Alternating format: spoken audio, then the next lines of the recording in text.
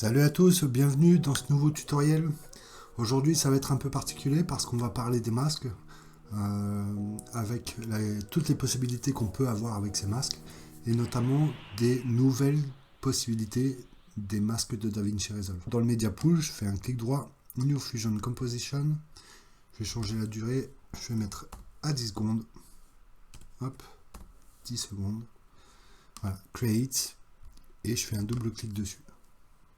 Voilà, donc j'ai mon Media Out. On va pas oublier de faire Arrange Tools to Grid en faisant un clic droit dans notre graphe.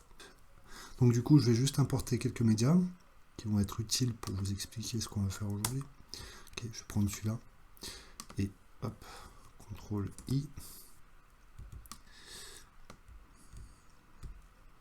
Voilà, je vais prendre ça. Ok, on a tout ce qu'il faut pour bosser. Dans un premier temps, en fait, ce que je vais faire, c'est que je vais prendre ça. Donc cette image, elle me servira de référence juste après. Dans un premier temps, en fait, comme je vous l'ai dit, on va aborder les masques. Ce qui est intéressant, c'est que par exemple, si vous avez prêté un peu attention, là, maintenant, depuis la version 16.2, d'accord, on a ces nouveaux icônes qui sont apparus. Pour l'instant, si je clique dessus, rien ne se passe. Ok. Par contre, si j'active mon border width, donc si je fais une expansion de mes bordures, d'accord, maintenant, je peux les utiliser. Donc là, en fait, si je clique sur le deuxième, on a tout simplement des coins arrondis comme ça. Et là, sur celui-ci, c'est des bords rabotés. Et le premier, c'est tout simplement l'extension, la dilatation qu'on connaît d'habitude. Je vais vous expliquer un peu comment ça fonctionne dans DaVinci. Donc l'entrée masque, c'est l'entrée bleue, juste là, d'accord. On a différentes façons de l'utiliser en fonction des nodes. Par exemple, sur le merge ou sur le transform node, on a des possibilités différentes, mais on va les aborder juste après. En fait, la grande force de Fusion, c'est que à tout moment, on peut tout masquer, d'accord. On peut également tout transformer en masque. Là, par exemple, si je prends, je vais remettre, si je prends un fond bleu comme ça, d'accord. Et là, on va tout simplement faire un delta key. Donc là, par exemple, si je prends ce masque-là, si je fais une ellipse, d'accord, je vais changer la couleur de mon background. Maintenant, si je prends un transform node après mon background, ok, et que je connecte mon delta key en masque, comme ça, pour l'instant, rien ne se passe.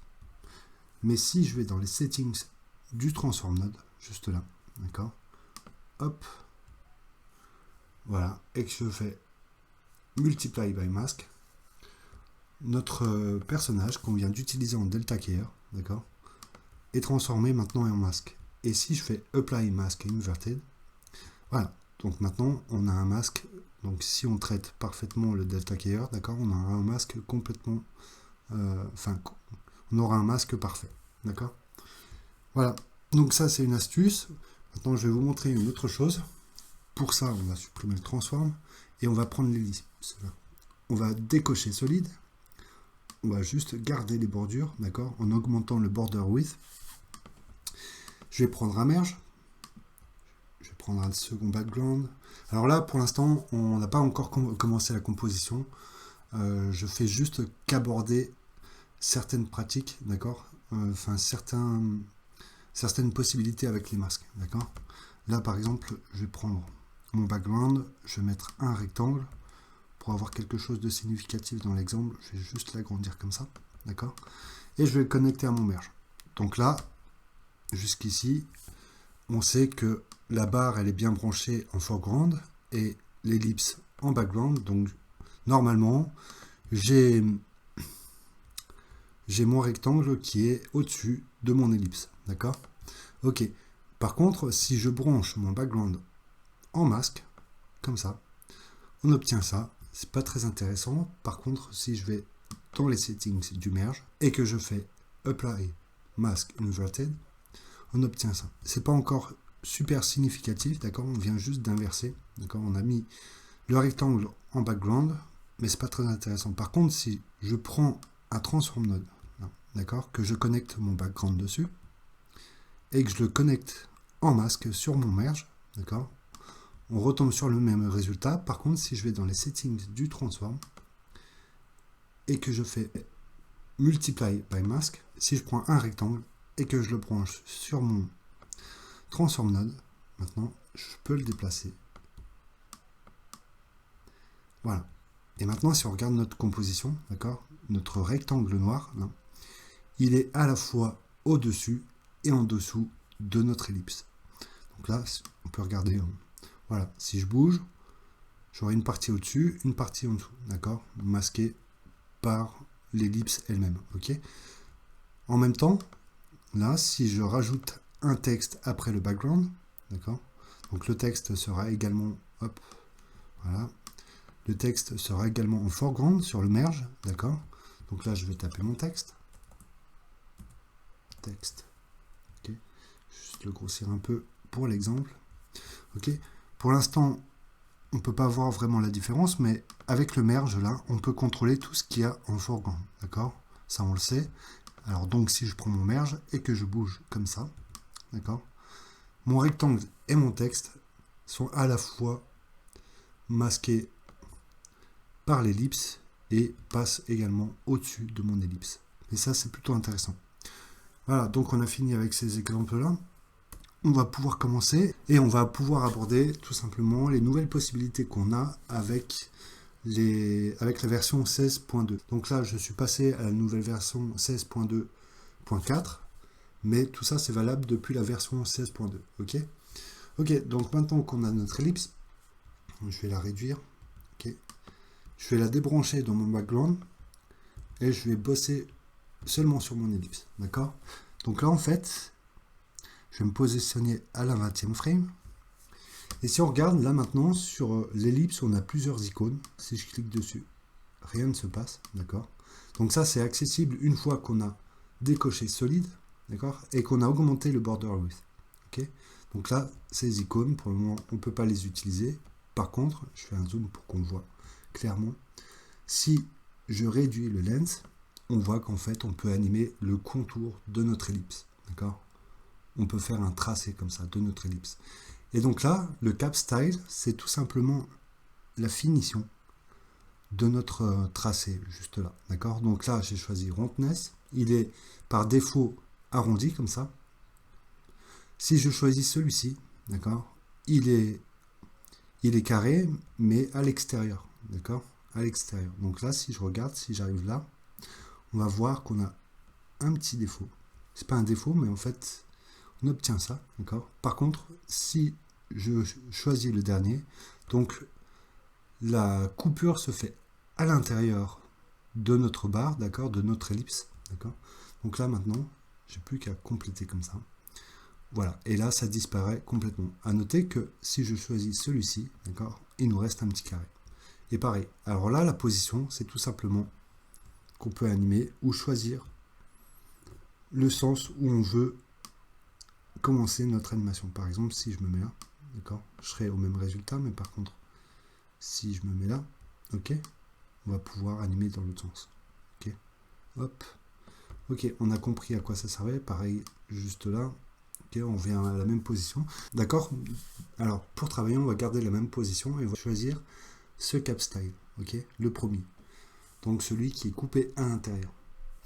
Donc je vais réduire mon lens, je vais mettre une keyframe et on va dire qu'à 30, 40, on va aller à la 45e frame, d'accord, hop, 45e, et on va tout simplement tirer sur le lens.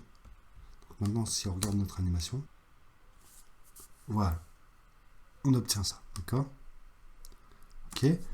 Maintenant, on peut rendre ça un peu plus fluide. Donc, je vais aller dans les splines. Je vais sélectionner mon ellipse. On peut retrouver la courbe de notre animation en cliquant sur ce petit carré. Voilà, je sélectionne mes deux keyframes et je clique sur la courbe. Donc là, je vais tirer sur ma poignée jusqu'à la 24e frame. D'accord. Tout simplement parce qu'en fait, c'est celle qui est visible. J'irai jusqu'à la 25, mais là, je choisis la facilité. Donc, je vais jusqu'à la 24e. Donc si j'ai zoomé, je peux aller jusqu'à la 25e. Donc on va tirer jusqu'à la 25e frame. Cette valeur, elle est importante, d'accord, parce qu'on va rajouter un élément juste à la suite. Maintenant, ce qu'on va faire avec ça, c'est qu'on va prendre un merge. Et là, en fait, si on regarde, si on essaye de connecter notre ellipse directement au merge, par défaut, en fait, c'est paramétré pour que le masque choisisse l'entrée masque directement. D'accord? Donc ça, c'est normal. Par contre, je peux choisir moi-même de le connecter sur l'entrée jaune. Si je l'affiche, d'accord, on a exactement le même résultat. Si je prends mon background, ok, et que je connecte mon merge sur mon background, on a exactement le même résultat que si on utilisait l'ellipse toute seule, d'accord? Donc en fait, la raison pour laquelle j'ai fait ça, c'est que maintenant, je peux prendre un rectangle, juste là, ok? Je vais le connecter cette fois, pas en masque, mais en foreground. Je vais le réajuster. Okay. On va le mettre comme ça. Okay. On va essayer de faire à peu près la même taille que ça. Et je vais tout simplement arrondir les bords et réduire le width. Okay. Donc je vais prendre quelque chose comme ça. Et maintenant, je peux tout simplement le mettre là. Okay. Et ce que je veux, c'est qu'en fait, cette partie-là disparaisse. Donc maintenant, ce que je peux faire, c'est que je peux choisir une ellipse. Okay. La mettre en subtract. Donc si on regarde, on a cet aspect-là. Donc là, on va regarder ce que ça donne. Okay. Voilà. La raison pour laquelle j'ai choisi de prendre un merge, c'est tout simplement parce que maintenant, je peux animer mon rectangle sans avoir à toucher tous les paramètres de mon rectangle. D'accord? Si je veux lui faire une rotation tout seul, d'accord, là, je vais avoir des problèmes. Ok? Son centre, il est juste là. Donc c'est la raison pour laquelle je vais pouvoir utiliser un merge. Donc maintenant, notre animation, en fait, elle commence à la 20e frame et elle termine à la 45e. Donc là, on va prendre notre merge, d'accord? Donc pour retrouver la frame précise, je peux la taper là, 45. Okay. Et maintenant, je vais pouvoir mettre une keyframe sur l'angle du merge 1, d'accord? Donc je mets une keyframe et on va revenir en arrière à la 20e frame, là où commence l'animation de notre ellipse, et on va taper moins 360. Okay, moins 360.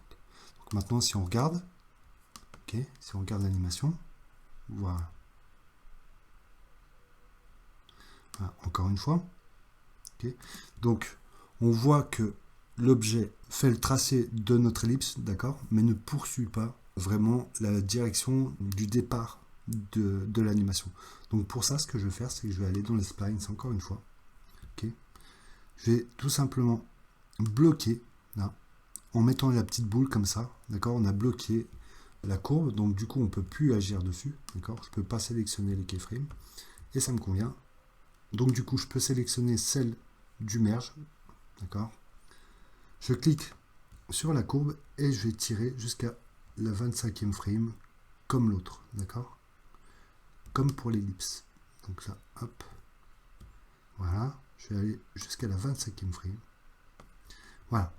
Donc maintenant, si on regarde l'animation, voilà, ça me convient. Mais ce que je veux faire, c'est que entre 0 et 20, je vais faire que ce rectangle fasse un pop-up, en fait, d'accord. Donc je vais prendre mon rectangle. Comme je sais qu'à la 20e frame, je le veux à cette position, je vais mettre une keyframe juste là. Donc maintenant, je vais reculer jusqu'à la frame 0. Je vais tout simplement prendre mon rectangle et je vais le tirer comme ça pour qu'il disparaisse.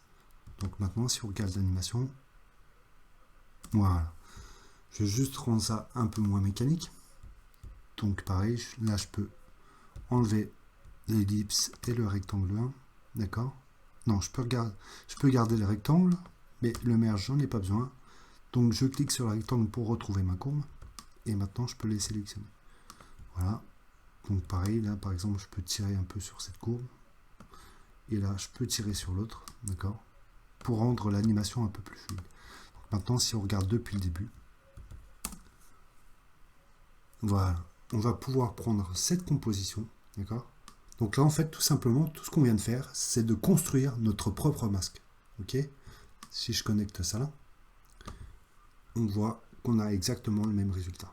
Ok, donc là, on peut regarder l'animation. Parfait. Ce qu'on va faire, c'est qu'on va changer la couleur de ce background. Donc là, je vais prendre cette affiche parce qu'en fait, aujourd'hui, on va faire un logo de coffee shop. On va prendre celui-ci. Il y a tout ce qu'il faut pour qu'on comprenne comment fonctionnent les masques dans DaVinci. Donc, on va mettre en 2 fenêtres. Et là, en fait, si on regarde bien sur le gobelet, on voit que la capsule a une couleur, un blanc qui est assez un peu différent. Donc c'est cette couleur que je vais prendre pour ma tasse. Donc maintenant, si je regarde mon objet, on voit qu'il a pris cette couleur-là. Donc jusqu'ici, c'est super facile. Je vais resserrer un peu ma compo. Et maintenant, ce qu'on peut faire, c'est tout simplement prendre l'ellipse qui est animée. Je vais la renommer, d'accord? C'est celle-ci. Je vais marquer anime. Voilà. Ok. Et donc cette ellipse, en fait, elle va nous servir de référence. Je vais la réutiliser plusieurs fois dans mon animation. Donc je vais faire un copier-coller juste là. Cette fois, ce qu'on va faire, c'est qu'on va prendre un background et on va changer la couleur, d'accord? Donc je vais reprendre mes couleurs de référence et je vais prendre cette couleur caramel juste là. Donc je vais faire un coup de pipette. Ok. Maintenant qu'on n'a plus besoin, je vais repasser en une fenêtre. Ok, donc on a bien le résultat qu'on cherche. Je vais pouvoir connecter les deux éléments entre eux en foreground et celle-ci en background. Donc je vais prendre celle-ci, mon background 1, et je vais le connecter au background 2. Voilà, donc cette compo, elle est bien en foreground et celle-ci en background. Ok, donc celle-ci maintenant, cette ellipse-là, on va pouvoir tout simplement l'agrandir comme ça. Et je vais tout simplement étendre le border width pour donner cet aspect-là, d'accord? Je vais aller jusque là même. Ok, c'est pas mal. Donc maintenant, si on regarde notre animation, voilà, on obtient quelque chose comme ça. Super. Maintenant, ce qu'on va faire, c'est qu'on va rajouter un texte autour de ça. Donc, je vais remonter ma compo. Je vais rajouter un autre texte. Donc, par défaut, il se met comme ça, d'accord? Mais je vais juste arranger ma compo. Il va falloir faire des ajustements parce qu'on va mettre le texte en cercle autour de la tasse. Donc ça, on va écrire un texte. On va choisir authentique.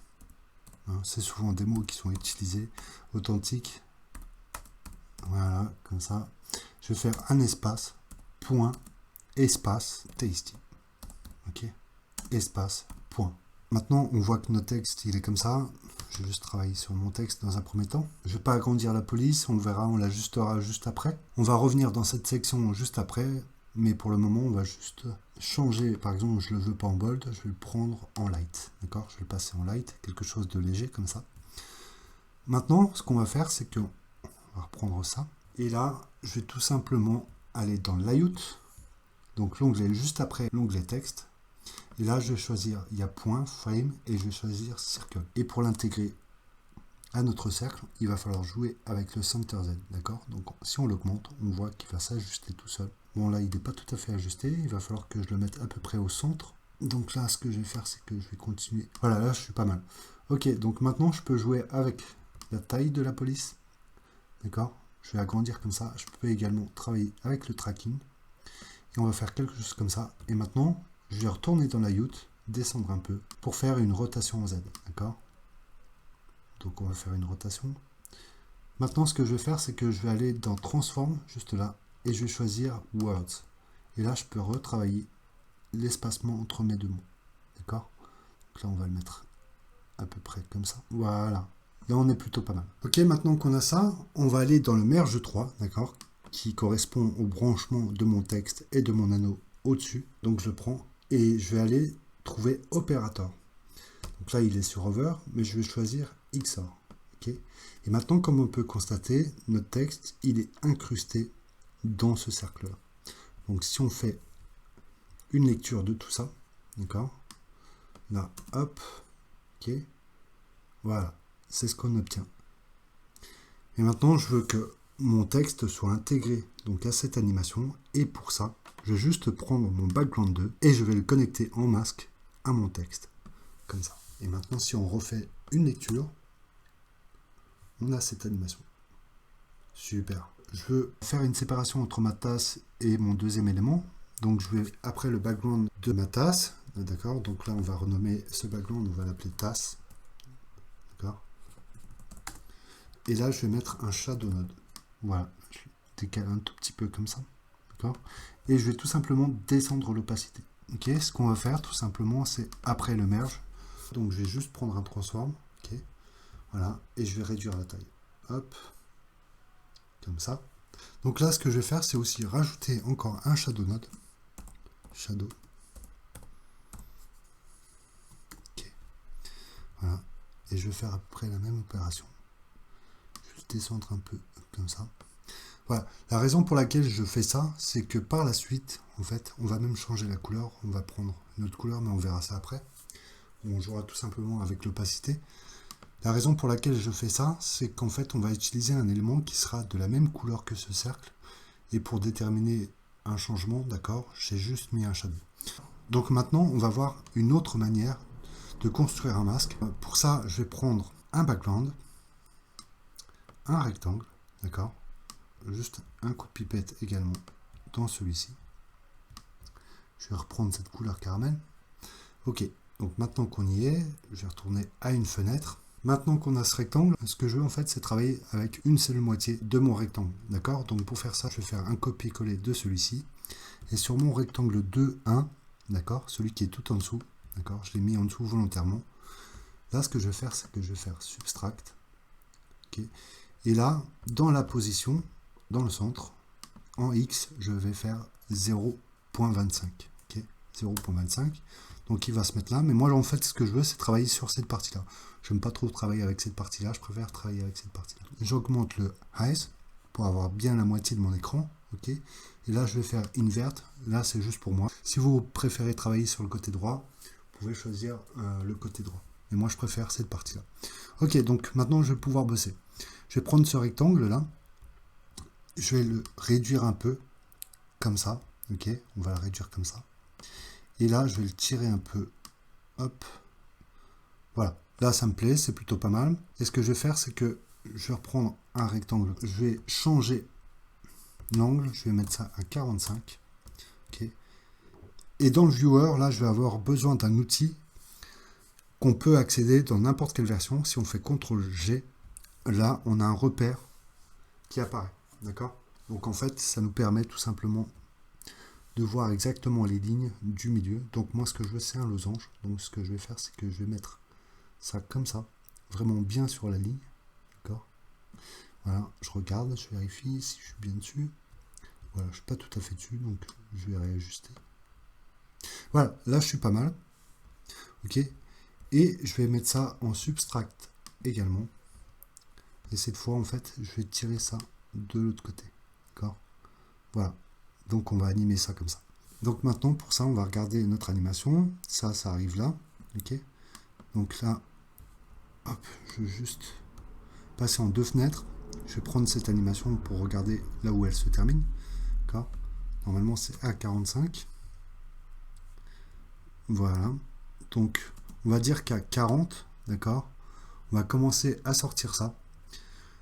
Donc, on va dire même à 35, d'accord, on va commencer 10 frames, on va dire, voilà, on va aller à 35 frames, donc je vais le noter ici, pour avoir une valeur précise, ok, 35, ok, et je vais dire que mon masque, il commence à 35, donc je fais une keyframe sur la position, ok, et on va dire qu'à 20 frames plus loin, donc 35 plus 25, 35 plus 20, ça fait 55. Donc je suis bien à la 55e frame, donc j'ai plus qu'à tirer juste là. Je vais aller juste au maximum. Voilà, quelque chose comme ça. Là, ça me convient. On va regarder ce que ça donne. Ok. Ok, c'est plutôt cool. Je vais rendre ça un peu plus fluide. Donc je vais dans les splines. Donc comment il s'appelle celui-ci? C'est rectangle 3. Donc tout le reste, anime, je peux le décocher. Celui-ci aussi. Et maintenant, je peux recadrer sur ma courbe. Je sélectionne mes deux keyframes. Hop. Et puis là, on va tirer tout simplement les deux. On va faire quelque chose. Et ça me convient. Donc là, ce qui va être intéressant, on va repasser en une fenêtre pour bien voir. D'accord? Ce que je veux en fait, c'est tout simplement, je vais vous montrer avec l'image de référence. Donc là, si je prends celle-ci, on voit qu'on a une barre comme ça. D'accord? Donc je veux les deux côtés. Donc pour ça, hop, on va juste prendre sur cette composition, d'accord? On va prendre, après le background, on va mettre un merge. Je vais mettre juste en dessous. Et je vais connecter ça en background et en foreground. D'accord? Donc je sélectionne mon merge et je vais faire un flip. Comme ça. Ok? Donc maintenant, si je regarde mon animation,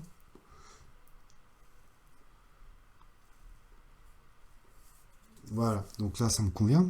Mais là, en fait, ce que je veux, c'est qu'au milieu, ce soit compatible avec cette ellipse, d'accord? Donc on va juste faire un masque au milieu, là. Donc je vais prendre un cercle, je vais aller dans ce merge, d'accord?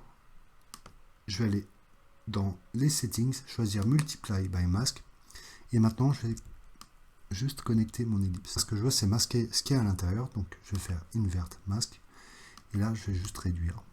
Ok, maintenant que j'ai eu mon animation, ce que je vais faire, c'est que je vais rajouter un texte, d'accord? Et on va mettre quelque chose sur les deux bords, là. D'accord? Par exemple, si on prend cette image de référence, là, qu'est-ce qui est écrit? Est, ou alors c'est depuis 1980, d'accord? Donc du coup, on va faire la même chose. On va prendre un autre texte, d'accord? On va le connecter à cette composition. On va le connecter au merge 4, d'accord? Hop, je mets mon texte ici. On va juste prendre ça. On va le mettre un peu à l'écart pour être sûr qu'on bosse bien sur ce projet-là. Ok, donc je vais passer ça en une fenêtre. Hop, et voilà. Donc maintenant, je vais taper mon texte, d'accord? Je vais écrire là, par exemple, since, hop, je sais pas moi, on va dire 1982. Ok, donc c'est un peu trop épais pour moi. Je vais changer ça tout de suite. Je vais choisir Regular. Regular, c'est pas mal. Je vais réduire un tout petit peu la taille, d'accord? Voilà, comme ça. Je vais changer la couleur. Je vais prendre quelque chose. La couleur, pour l'instant, on va la laisser. On verra juste après, d'accord? Ou alors même, on va la changer tout de suite. Ce qu'on va faire, c'est qu'on va prendre une image de référence, d'accord? Et je vais prendre ce marron pour le texte. Donc, je fais juste un pick-up. Voilà. Là, on est pas mal. Donc, ce que je vais faire, c'est entre les deux compositions, d'accord? Là, pour ma barre, je vais rajouter un transform node pour cette barre, d'accord? Juste là, je rajoute un transform node. Hop. Et là, je peux lui ajouter une rotation. Donc, on va choisir une rotation, par exemple, autour de... On va faire 7 degrés. Hop, si on regarde. Voilà, 7 degrés, c'est pas mal. Donc, on va faire la même chose pour le texte. Donc, on va aller dans l'onglet Layout, dans Rotation. Et là, on va appliquer en Z une rotation de 7 degrés également. Ok. Donc là, on est pas mal. Ce que je vais faire ensuite, c'est que je vais donner un peu plus de style à ce texte. Donc, je vais aller dans l'onglet Transform juste à côté. Je vais choisir Word. Et là, je vais aller dans Shear. Okay, et je vais descendre un peu le Shear en X pour donner un effet de un peu parallèle comme ça. Ok, là, on est pas mal. Maintenant, ce que je veux, c'est que mon since soit de ce côté et que mon 1982 soit de ce côté-là. Donc, pour ça, je vais retourner dans l'onglet Texte. Et dans la zone de texte, on va faire un clic droit, Character Level Styling. Et maintenant, on a accès aux modifiers. D'accord? Et on va aller dans l'onglet Shadings. Okay? Dans l'onglet Shadings, il n'y a rien du tout. C'est normal. Il suffit juste de sélectionner 1982. D'accord? On va sélectionner 1982. Il faut bien faire attention d'avoir sélectionné tout. D'accord? Tous les chiffres. Voilà, comme ça. Et maintenant, donc j'ai accès aux modifications. Je peux changer la position en X, d'accord? Dans position juste en bas, dans le Shading tab. Et je vais le déplacer. Donc là, on va faire une valeur. On va mettre, par exemple, 1.5. On va regarder ce que ça donne. C'est un peu trop près. On va mettre 3. 3, c'est pas mal. Ok. Et donc, pour le since, on va faire la même chose, mais à l'inverse, on va mettre -3. Ok. Donc, je sélectionne toutes mes lettres. Je vérifie que c'est bien sélectionné. Maintenant, dans le offset, X, je peux mettre -3. Voilà. Donc maintenant, si on regarde notre composition, ok. Donc là, ça va être un peu long, mais voilà. On a les barres qui apparaissent. On voit que le 1982 n'est pas intégré, d'accord. Mais j'ai pas envie de m'embêter parce qu'aujourd'hui, c'est pas le sujet, l'animation du texte, d'accord. Je vais prendre ce transform node, d'accord, et le connecter à mon texte. Donc maintenant, si on regarde bien, ok, on voit que notre since 1982, il est bien intégré à notre animation, d'accord, sans avoir fait un gros effort. On va descendre tout ça, ok, hop, je vais le descendre juste là, ok, hop, Voilà. Et je vais connecter ça juste ici. Donc ce que je veux, c'est que cette barre soit en dessous, d'accord? Donc il y a un raccourci pour changer le branchement sur le merge. Donc on a juste à faire CTRL-T.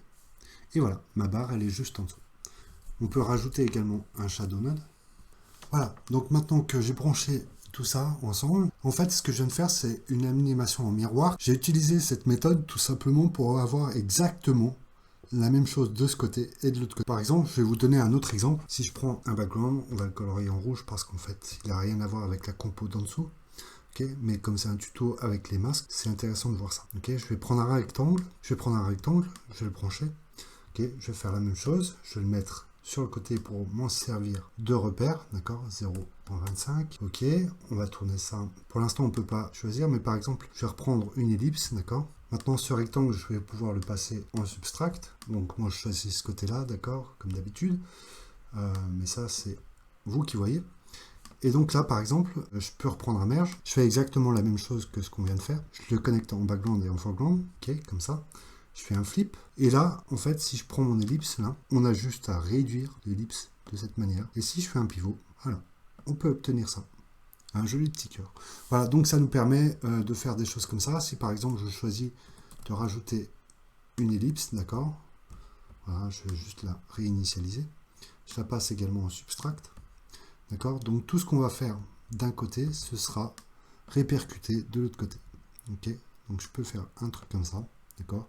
Ou par exemple construire un bouclier ou quelque chose comme ça. Donc voilà. Donc on peut travailler de cette manière. Voilà. Donc ça c'est une méthode d'utiliser les masques. D'accord. Si je prends mon cœur, d'accord, et que je prends mon média là, donc je peux connecter mon cœur en masque comme ça. Et voilà. On vient de construire un masque. On va continuer notre compo. Je vais rajouter encore une ellipse autour. D'accord. Donc pour ça, en fait, on ne va pas s'embêter. On va retourner en arrière. On va prendre cette compo-là. On va l'appeler Anime 2. D'accord. Et je vais prendre ce background. Ok. Donc je le sélectionne. Je le recaser là. Et je les mets juste là. Et là, en fait, ce qu'on va faire, c'est qu'on va le mettre en dessous de toute cette compo. Prendre mon merge 6 et à le connecter à mon background. Donc là, cette compo, elle est bien en dessous. Pour l'instant, on ne voit pas grand-chose, on ne voit pas la différence. Donc là, en fait, ce que je vais faire, c'est tout simplement rajouter des éléments à tout ça, d'accord. Je vais prendre cette composition-là, avec le texte, d'accord. La deuxième ellipse en couleur caramel, je vais copier ça, je vais la coller là. Et ça, en fait, je veux ces paramètres-là en background, ok. Donc d'accord, je vais prendre mon merge 6 et je vais le connecter à mon merge 3. Donc on vérifie, d'accord. Cette ellipse, elle est bien derrière. Et tout ça, c'est bien devant. Si on regarde, voilà ce que ça donne. Donc maintenant, je vais prendre cette ellipse, je vais la réajuster, d'accord, en fonction de ce qu'il y a derrière, d'accord, en fonction de tout ça, et je vais changer la couleur de cette ellipse. Donc pour ça, je vais faire un pick-up. Je prends mon background, donc je vais reprendre ça, ok, et je vais faire un pick-up de la couleur pour cette ellipse-là, ok. Donc je vais prendre ce marron, voilà, comme ça. Et maintenant, il va falloir réajuster le texte en fonction de cette ellipse. Donc ça, je vais enlever juste le XOR, je vais remettre en hover, et je vais tout simplement prendre mon texte, le descendre un peu, et on va changer le texte en fait. On va mettre, je sais pas moi, on va écrire, je vais mettre par exemple, on va mettre coffee shop, ok, coffee shop, on va juste séparer coffee et shop, comme ça. Voilà. Et maintenant, on va pouvoir tout simplement jouer sur le tracking. Et en fait, on va tout simplement réajuster. On va aller dans Transform. Et là, je vais changer le spacing. D'accord. En fait, ce que je veux, c'est pouvoir voir toutes mes lettres. Donc le coffee, il n'est pas perceptible. Je vais donner une rotation. Donc je vais réduire en fait la taille. On va remettre un coup de tracking. Non, on va redescendre le tracking. Voilà. Ok. Je vais juste changer la taille. Vraiment. Voilà. Donc là, en fait, on réajuste tout ça. Ok.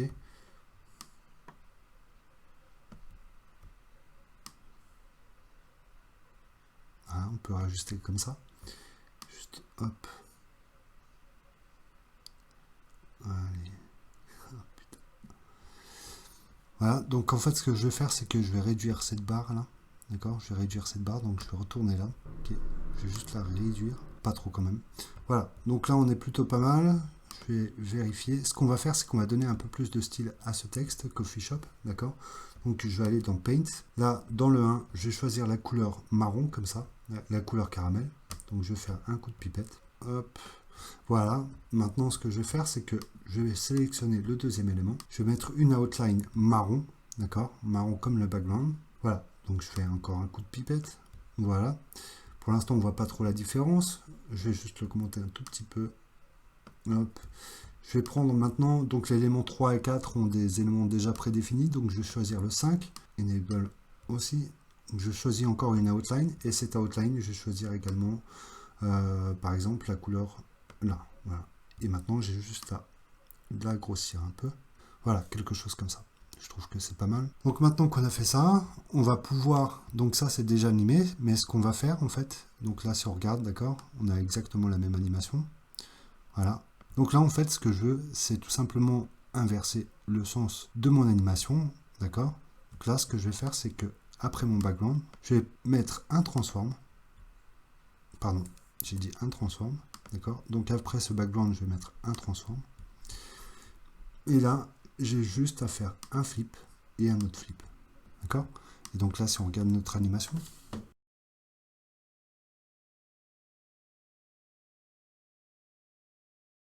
voilà. Maintenant, ce que je vais faire, c'est que je vais prendre ce background-là, d'accord? Et cette ellipse marron, je vais la copier. Je vais la coller juste à côté. D'accord? Et on va la connecter, on va la mettre en foreground. D'accord? Donc au-dessus de ça. Voilà. Là, cette ellipse-là, d'accord? Anime 2.1.1. Donc c'est l'ellipse marron qui est dupliquée. Je vais la mettre dans la même couleur que la tasse. D'accord? Donc je prends mon background, je fais un coup de pipette. Ok, donc on va aller choper la couleur de la tasse. Et maintenant, je vais dupliquer cette ellipse. Ok. Et comme c'est un masque, hein, bien entendu, d'accord, je peux la passer en subtract également. Et là, je vais tout simplement réduire le border width. D'accord. Maintenant, si on regarde, on a tout simplement une outline. Donc en fait, on a oublié également, donc elle démarre de là en même temps que ça, parce qu'on a oublié là de copier ce transform. Donc je vais le copier et je vais le coller juste après ce background. Si on regarde un peu plus loin, voilà, on a ce résultat. Donc là, volontairement, j'ai fait une erreur. Mon ellipse passe au-dessus de cette barre. Donc pour corriger ça, donc le rectangle, il est là, d'accord. Donc on va juste prendre ce transform node et on va tout simplement aller le connecter à ce merge là. Pour ça, en fait, je vais prendre un transform node, d'accord. Je vais le mettre là. Hop, je vais prendre ce transform là. Je vais le connecter ici et je vais aller connecter ça juste là, d'accord. On va utiliser une petite particule en faisant Alt et clic. Je vais le mettre juste là pour que ce soit visible. Et donc là, maintenant qu'on a utilisé ça, d'accord, on va aller dans le merge 8. Donc maintenant que j'ai passé mon transform node avec ma particule, je peux aller dans le merge 8, d'accord, dans les settings, et là je vais choisir masque inverted. Et voilà, magique. Maintenant, j'ai pu corriger mon erreur. Donc mon outline blanche est bien en dessous de ma barre. Donc ce que je vais faire en fait, c'est ajouter un shadow node pour cette barre. Ok, donc pour ça en fait, j'ai juste à prendre ma composition juste là, d'accord. Je vais la décaler un peu. Hop, je vais tout décaler un tout petit peu pour donner de l'espace. On va rajouter un shadow node juste après le merge 6. Donc je vais pas m'embêter, je vais prendre celui-ci, je vais le copier, d'accord.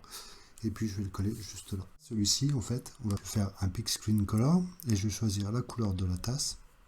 Ok, voilà. Donc maintenant, on a une outline blanche également autour de cette box-là. Donc maintenant, on va ajouter un autre cercle à l'extérieur. En fait, tout ça, c'est surtout pour apprendre à utiliser les masques. Là, ce qui est intéressant, c'est que en fait, on n'a pas fait grand-chose. Hein. En fait, si on regarde bien, on a fait que des copier-coller. Donc là, après ce merge 8, donc après avoir ce shadow node, on va tout simplement maintenant copier encore une fois notre ellipse marron, le background et le transform node. On va le coller là, d'accord. Donc je vais le mettre en dessous de toute la compo.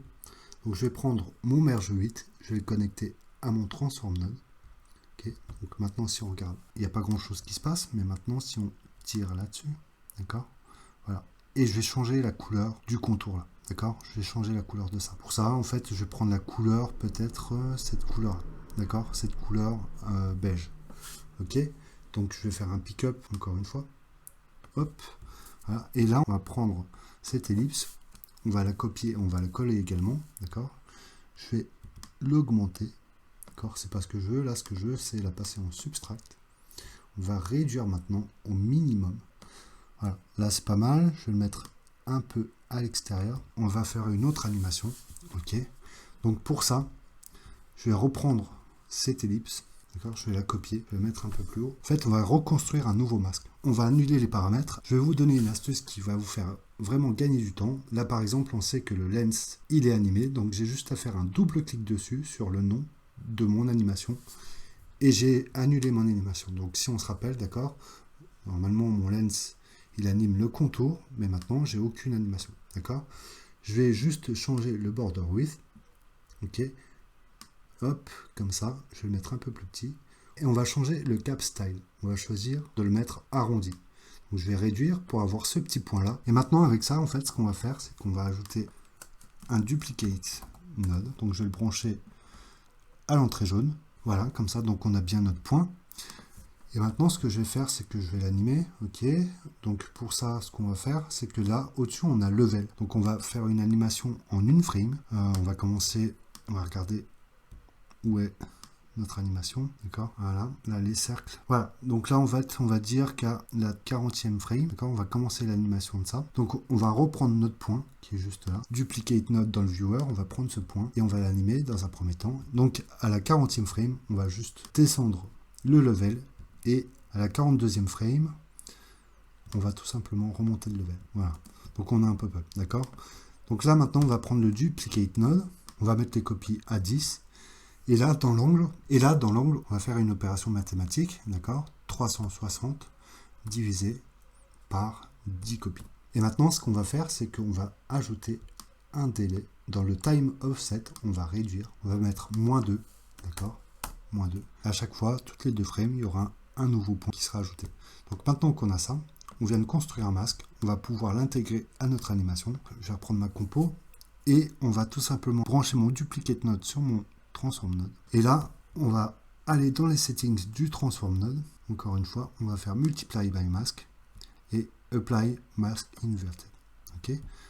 Donc maintenant on a ça, mais moi je veux juste les points dans cette ligne là. Donc ce que je vais faire, c'est que je vais reprendre cette ellipse. Je vais juste l'agrandir pour avoir exactement ce que je souhaite. Voilà, là on est pas mal. Maintenant ce que je vais faire, c'est tout simplement changer le sens de ça. D'accord. Je veux pas qu'elle soit matchée avec mon ellipse marron, je veux tout simplement qu'elle démarre ailleurs, donc je vais prendre le transform node, ok. Je vais retourner dans le contrôle, et puis là je vais tout simplement annuler un flip, et puis un autre flip. Je vais garder ce flip là en fait, et puis tout simplement je vais changer l'angle. Et là je remets un shadow node, ok. Hop, shadow node.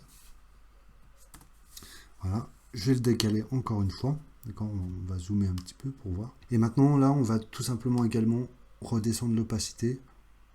On va descendre encore un peu. Voilà, là on est pas mal. Voilà, donc on a fini notre compo. Maintenant ce qu'on va faire, c'est qu'on peut ajouter un background, d'accord. Plutôt que d'avoir un background comme ça, en fait, on va faire quelque chose d'assez stylé. On va prendre cette pipette, on va choisir cette couleur marron, ok. Et là je vais reprendre un autre background que je vais colorer en caramel. Hop, je vais prendre un rectangle, ok. Je vais connecter à mon background caramel. Maintenant, je vais pouvoir grandir comme ça et je vais tout simplement réduire ma barre comme ça. Je vais donner un aspect assez fin. Ce qu'on va faire, c'est qu'on va rajouter un transform node juste après ce background, juste là. Et ce transform, on va le passer. Là, on a Age. On va choisir Wrap. Ok. Et maintenant, je vais juste réduire la taille. Quelque chose comme ça. Et en fait, on va changer l'angle. On va mettre un angle de 30 degrés. Voilà. Donc là, maintenant, on a un background assez stylé. Donc, j'ai juste à remonter ma compo. Voilà, ici. On va reprendre un merge. D'accord. Voilà, je prends un merge. Donc ça, en fait, tout ça, c'est mon background. Donc par défaut, je le connecte sur mon entrée background et je connecte ma composition sur mon entrée foreground. Voilà, j'espère que ce tuto vous aura appris des choses et qu'il vous aura plu. N'oubliez pas de liker, de vous abonner et d'activer la petite cloche. Salut!